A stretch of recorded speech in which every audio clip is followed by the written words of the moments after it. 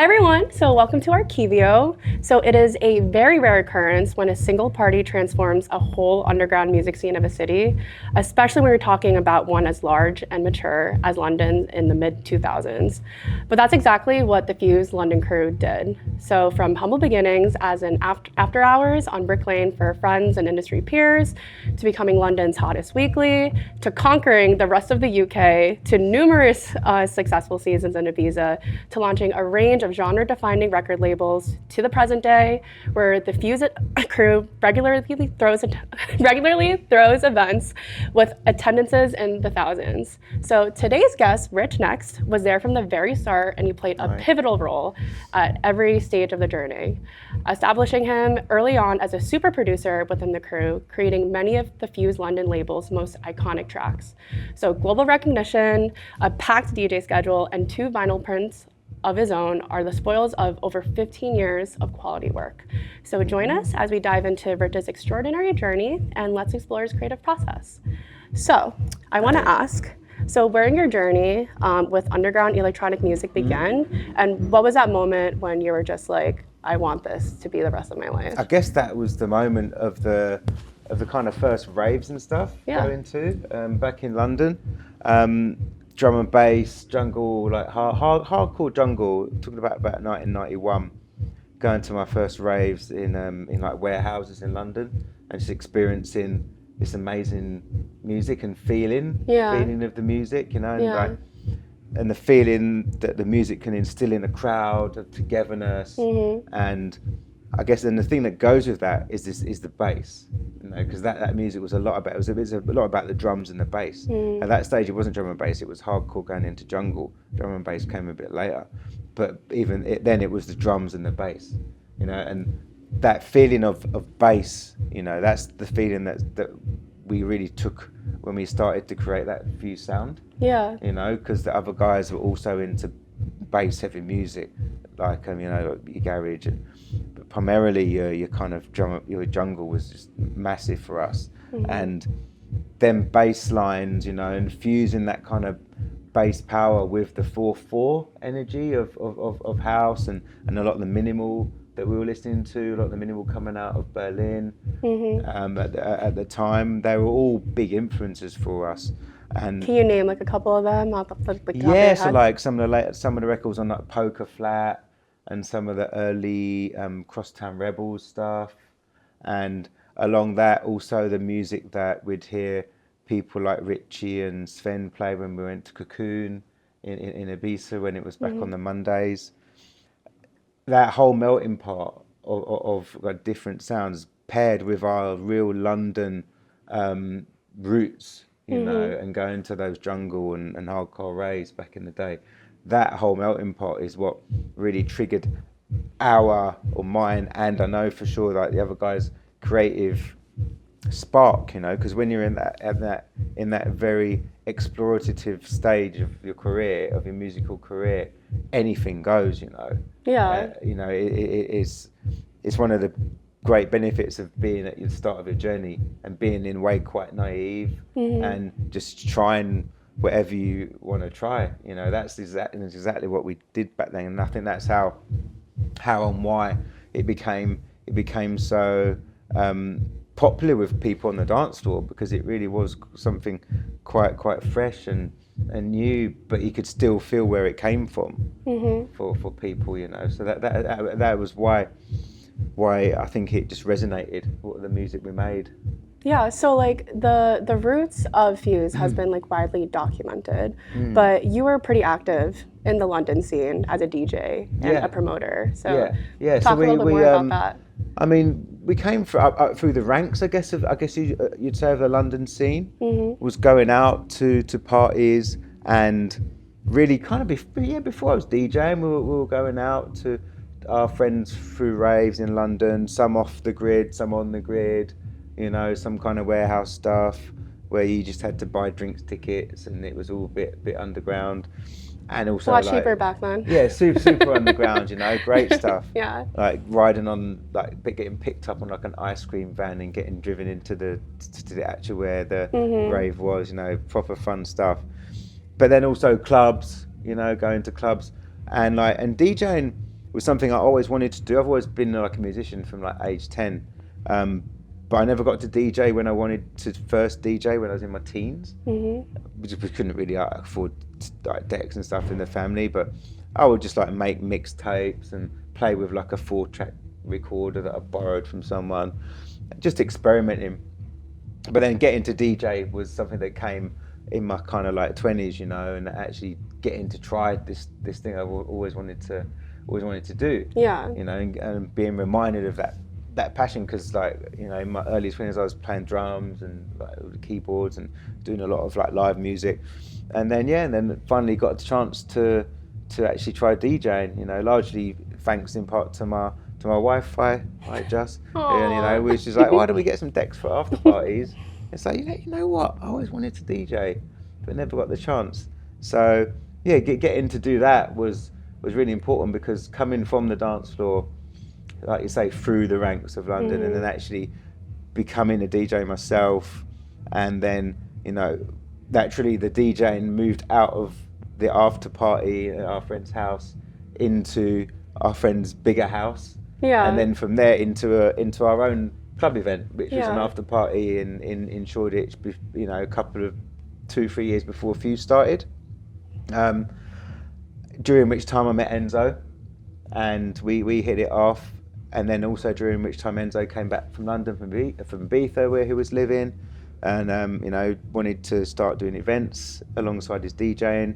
And so he started again, you know, it's been documented, the party called Circuit, at which stage for about a year we would exchange gigs here and there. I would play for him, he'd play for me.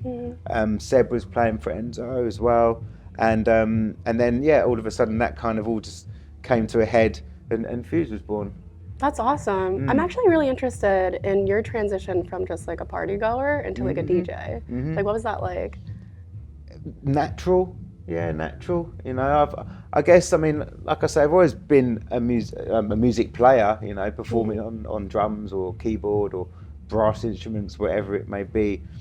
So I guess I always took my musicality with me wherever I went, listening, watching, you know, trying to listen and watch while having lots of fun, you know. But like, That's a hard job. I guess I was soaking up the musical essence of it while I was kind of enjoying like raving and stuff, and I feel like that all took a while, you know. I had the studio, you know. I mean, I've always worked around music and computers and stuff, just dabbling and trying different things, but like, you know, from the point where I actually started DJing, I got a mini studio together, just like in the box, you know, like a studio system in the computer.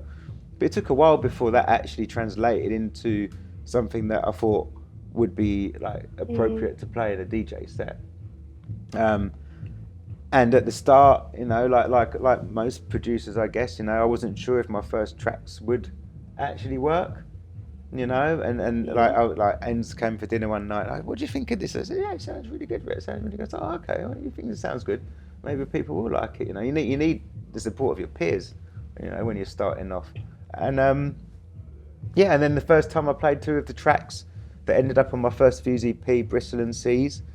Clearly remember playing them in the club the first time, and people actually liked them. I was so surprised. That was super rewarding. It was, but more just surprising, you know, because I was like, oh, I like them, but I'm so surprised anyone else does, you know. And then I guess that was you know, when you first get that feeling, it's like, you know, I can actually play the music I make alongside the music I already play, and then that begins a whole education of, so what's my sound? Now I kind of understand what my sound is, because I can see why I played what I played, because this is what I'm making. Yeah.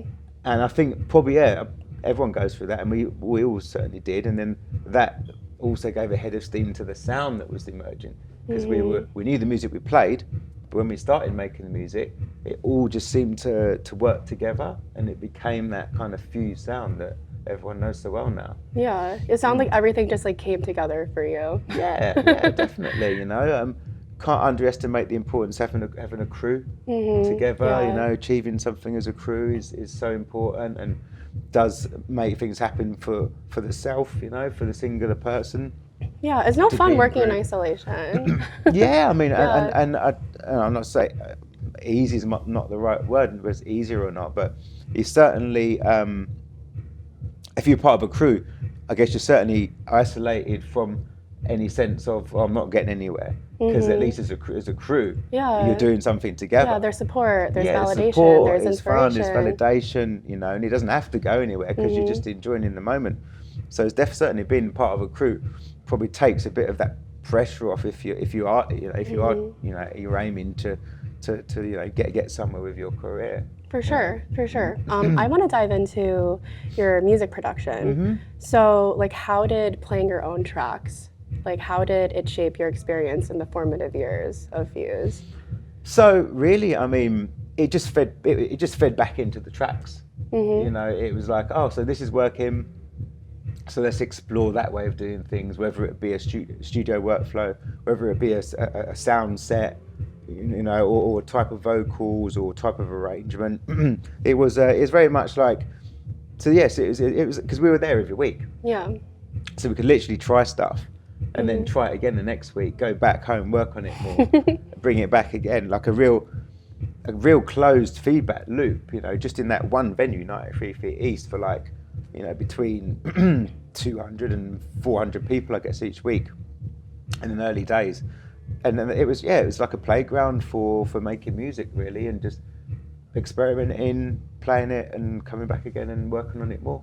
Wow. So we are at our kive, and you played a wonderful hybrid set. I was watching all night. Oh, cool. Such a blast, just dancing to it. Nice one. I want to ask, how does digging for records influence you as an artist? Like, what does that process look like for you? And what are you looking for? For me, at the moment, I like to go like one day every couple of months to one of my favourite shops in London, Palace Vinyl. I sit, Alan, one of the guys that is one of the really, really friendly guys involved with the shop there. We sit down, have a few cups of tea, and then dig for the day. I like to go down once every couple of months and spend the whole day there.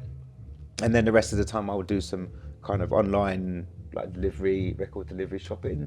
But yeah, I mean, your records, you know, they stay with you a long time, you know, and so it's a lot different than just listening to songs different on to Spotify, different Apple to Music. promos, Yes. and different to you know, the digital outlets, because it does stay with you. And playing records, you play in a different way. Do you have like any tips on like finding like any killer records? Not really, because it's quite hard to do. It's quite hard to do. It really, really is. It's time. Yeah. It takes time, right? It takes time and patience, and also it takes mistakes. You know, it takes finding, oh, I don't actually like that one as much as I thought I did. You know, you go through that. That's a natural thing. You know, people change from month to month, from week to week, from hour to hour. Tastes, you know, your taste, you know, one thing you like one day, you might not like the next day. It's got to be patient, really. What about like your favorite record shop? Like, what about it do you particularly love? Just the vibe. It's chill. It's like this room. It's chilled. It's chilled. There's space. You know, there's cups of tea. Excuse me. It's just a nice environment where you can feel relaxed and not hurried. You know, you just got time. You can get your listening post. You're not hurried. You can just chill and just look for tunes. It's great.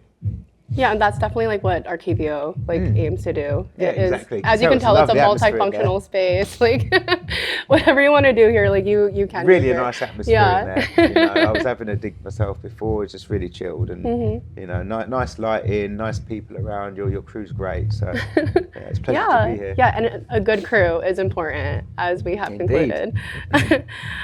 So tonight you are headlining the Rock Cuts party in Brooklyn, which I'm sure will be amazing. So what is your history like with the US? Like, do you have any like favorite memories here? So yeah, I mean, I've been touring here a few years now.